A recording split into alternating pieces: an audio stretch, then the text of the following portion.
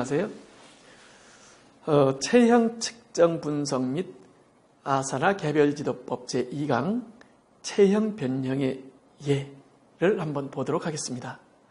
지난 강의에서 우리 몸의 변형을, 굉장히 다양한 변형을 44개의 변형으로 축약시켰다고, 그리고 350여 개의 관절을 7개의 관절로 요약했다고 이런 말씀을 드렸어요. 그게 어떤 변형인지를 알아야지 우리가 문제를 읽고 해결해 나갈 수가 있습니다.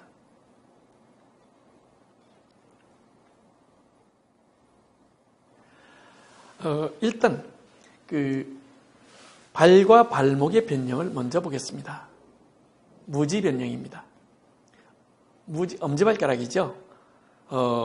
무지 변형은 두 가지로 나타납니다. 하나는 엄지발가락이 밖으로 돌아가는 현상, 또 하나는 제1중족골두에서 두 개의 종자골, 즉 세사모이드의 염증이 발생하는 현상으로 볼 수 있는데, 일단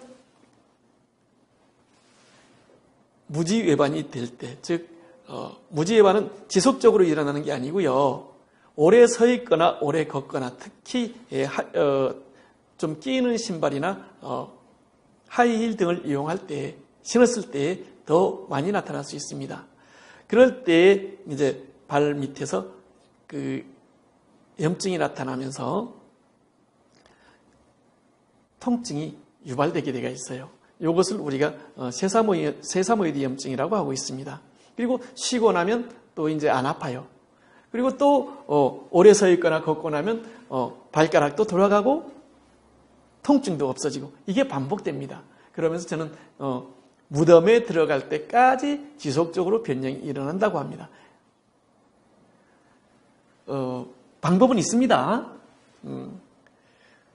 그 다음에 소지 변형인데, 엄지발가락을 제외한 네 발가락을 통틀어서 소지라고 합니다. 이 네 발가락의 변형을 이제 우리는 추상족, 갈퀴족, 망치족, 이런 형태, 이런 이름으로 부르고 있는데, 각각 모양이 조금씩 달라요. 발바닥이 바닥을 정상적으로 지탱해주지 못하기 때문에 불안정하니까 뭔가 움켜잡으려고 하는 그 무의식적인 노력에 의해서 만들어지는 현상들이라고 보시면 됩니다. 네 번째 발가락과 세 번째 발가락 사이에 주로 나타나는데, 신경 눌림으로 인해서 찌릿찌릿한 현상, 그래서 보행이 좀 불편해질 수도 있습니다. 모톤신경종이라고 합니다. 새끼발가락 쪽이죠. 제5중족골두라고 하는데, 여기에 굳은 살이 나타납니다. 심해요. 이것 때문에 신발을 신고 걷기에 불편함을 호소하는 경우가 많습니다. 이것을 이제 소지건망류, 혹은 서양에서는 재단사 건망류라고도 했다고 합니다. 재단사들이 주로 이런 현상이 많이 나타났었다고 해요. 자, 발목이 앞으로 기울었죠. 발목이 앞쪽 각도가 90도가 안 됩니다. 이것을 족배 굴곡이라고 합니다. 발목이 뒤로 기울었죠. 뒤쪽, 바닥에서부터 발목 뒤쪽 각도가 90도가 안 됩니다. 발목 앞쪽 각도가 90도가 넘습니다. 이걸 족저굴곡이라고 합니다. 발 뒤꿈치가 안쪽으로 밟힙니다. 발바닥이 안쪽으로 밟힙니다. 이걸 외반이라고 하고요. 이렇게 발이 바깥쪽으로 밟히는 현상을 내반이라고 합니다. 발바닥이 전체로 바닥을 밟아버리는 경우를 편평족이라고 하죠. 터벅걸음을 걷게 됩니다. 철퍼덕 걷게 돼요.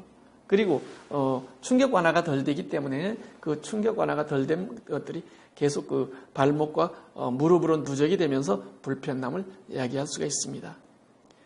하이아치라고 합니다. 발등이 높지요. 그리고 발바닥이 바닥에 닿는 부분이, 가운데 부분이 굉장히 정상보다 좁아지게 됩니다. 평발과는 반대죠. 편평족에서는 가운데 부분이 굉장히 넓어지고, 그러면서 발이 휴식을 취하지 못한다고 그래요. 그래서 굉장히 발이 피곤해집니다. 그 다음에 티눈이죠. 그리고 굳은 살이죠.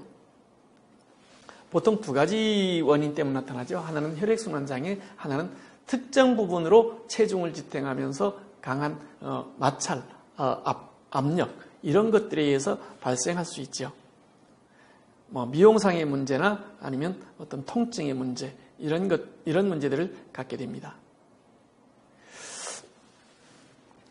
아킬레스건이 밖으로 내려오면서 밖으로 벌어집니다.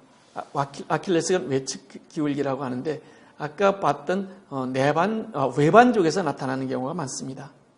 아킬레스건 내측 기울기라고 하는데 안으로 모아지죠. 내려오면서 그러면서 내반적인 발에서 거의 나타나게 됩니다. 그리고 하태에 의해서 무릎과 경계선의 밖으로 휘어버리는 현상이 나타나요. 위에 대퇴골과 밑에 경골 사이에 접지면이 좀 불안정해져 있어요. 그래서 대퇴골이 좀 안쪽으로 들어가 있고 경골이 조금 밖으로 삐져나오면서 경골 외측변이라고 하는데 미용상의 문제도 있고 통증도 나타날 수가 있어요. 아까 족저굴곡을 봤는데 족저굴곡에서 굉장히 그 족저굴곡이 심해지다 보면 그게 허벅지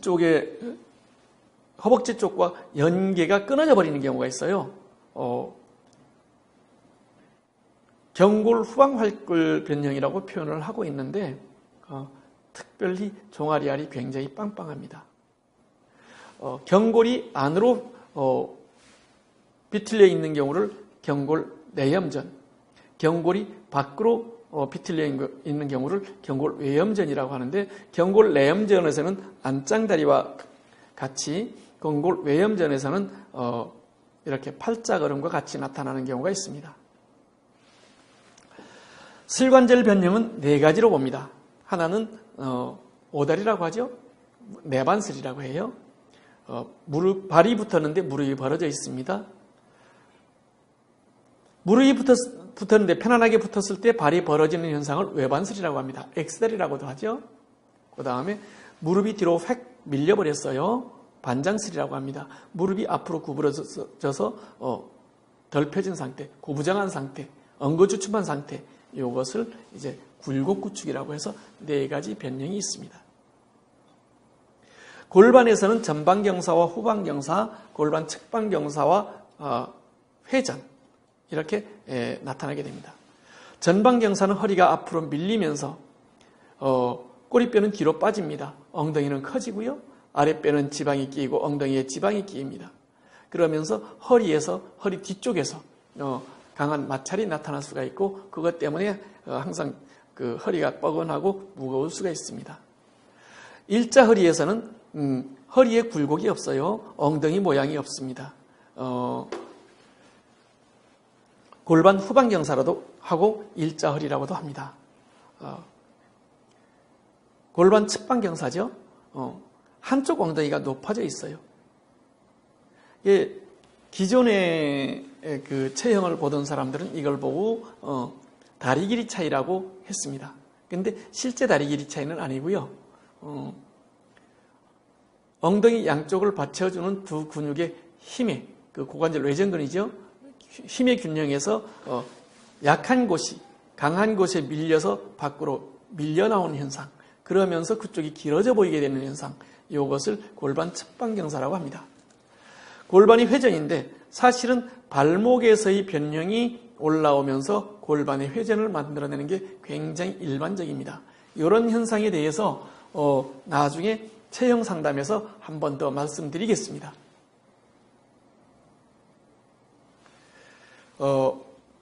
흉추 후만입니다. 구분등이죠. 구분등에도 두 가지가 있어요. 하나는 위아래로 굽혀지는 경우, 하나는 측면에서 굽혀지는 경우. 좀 위아래로 굽혀지는 경우를 대체로 구분등이라고 말하고 있고, 측면에서 굽혀지는 경우를 라운드 숄더라고 얘기하죠. 어떻든 둘 다 이렇게 등이 굽게 되면 거북목을 유발하는 경우가 거의 대부분입니다. 그러면서 어깨가 올라갑니다. 어깨가 올라가서 어깨가 무거워지고 목이 긴장하게 됩니다. 그러면서 그 위로 목의 긴장성 두통까지 연계되어 나타날 수 있습니다. 등이 과도하게 펴지는 경우에요. 흉곽 앞쪽이 열려버리고 뒤에서 견갑골과 견갑골이 모아지고 팔이 뒤로 딱 벌어지게 됩니다. 그러면서 목이 앞으로 뚝 버티게 되죠. 그래서 이런 경우를 우리는 편평등이라고 말합니다. 두 가지 경우가 나타나요. 하나는 어깨가 밑으로 처지는 경우, 하나는 어깨가 올라가는 경우. 어깨가 올라가는 경우에는 목이 앞으로 밀려나가고 어깨가 처지는 경우에는 목이 뒤로 당겨져요. 비록 모양은 다릅니다만 나타나는 어떤 불편함이나 이런 거는 거의 같다라고 보면 됩니다.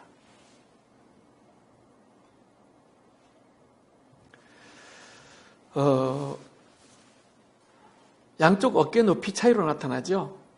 어깨 높이 차이로 설명을 하려고 하는 경우가 많긴 합니다만 사실은 양쪽 측면, 흉곽 측면의 길이 차이가, 즉 강함 차이가, 힘의 차이가 어깨에서 나타나는 거라고 보시면 됩니다. 여기에서 보면 왼쪽 흉곽이 좁혀져 있고 오른쪽 흉곽이 늘어나 있거든요. 왼쪽 흉곽이 단단히 조여져 있습니다. 오른쪽 흉곽이 약해서 늘어나 있는 거예요. 이것이 어깨에서 표현된 것이죠. 날개뼈가 하나가 툭 튀어나왔죠. 견갑골이 툭 튀어나왔어요. 그죠? 네. 대체로 흉추 측만인 경우에, 아니 구조적 측만인 경우에 이런 현상이 나타나게 됩니다. 구조적 측만의 경우에 90% 이상이 오른쪽 견갑골이 익상이 되면 날개 모양으로 익상이 들리게 돼요. 그렇게 되고 왼쪽은 그냥 편안한 상태로 있게 됩니다. 그 외에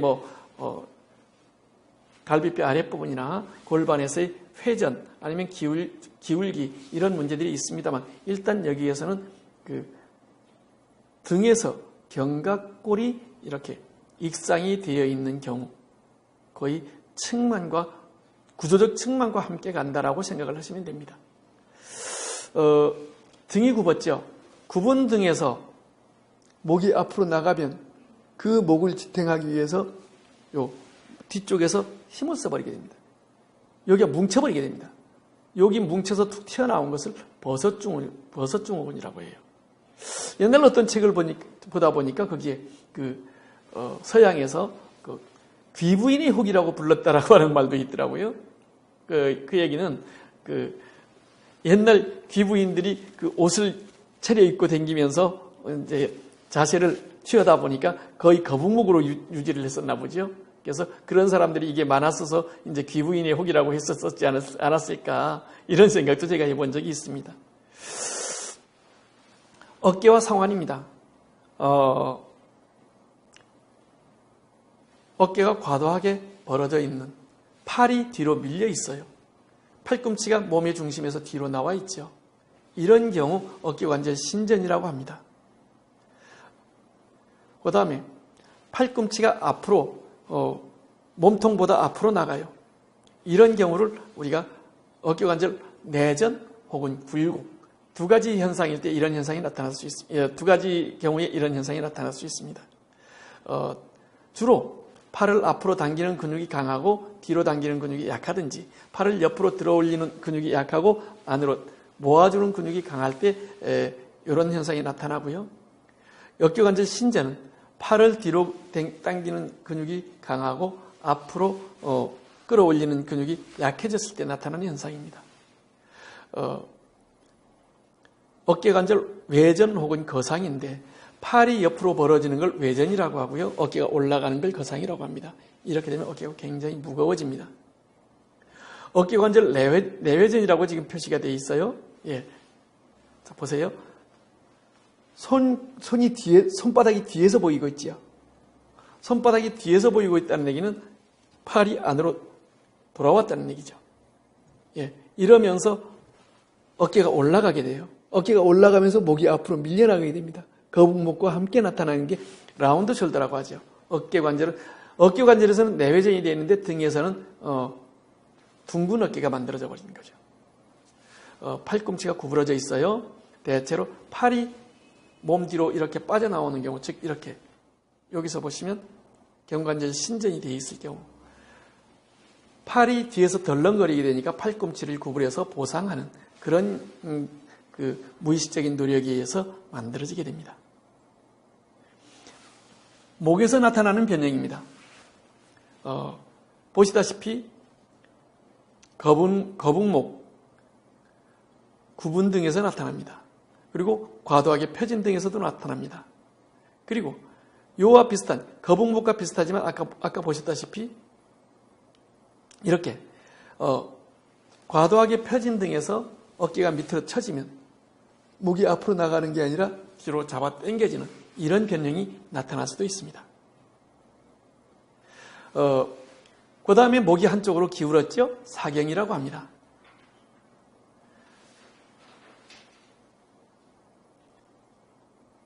어깨 높이 차이, 즉 흉추 측만과 함께 나타나는 경우가 많습니다. 일단 이 44가지 변형을 가지고서 앞으로 우리가 운동 방법 그리고 개선 방법들에 대해서 같이 공부를 해나갈 겁니다. 오늘 체형 변형 44가지 변형에 대해서 공부를 했습니다. 수고하셨습니다.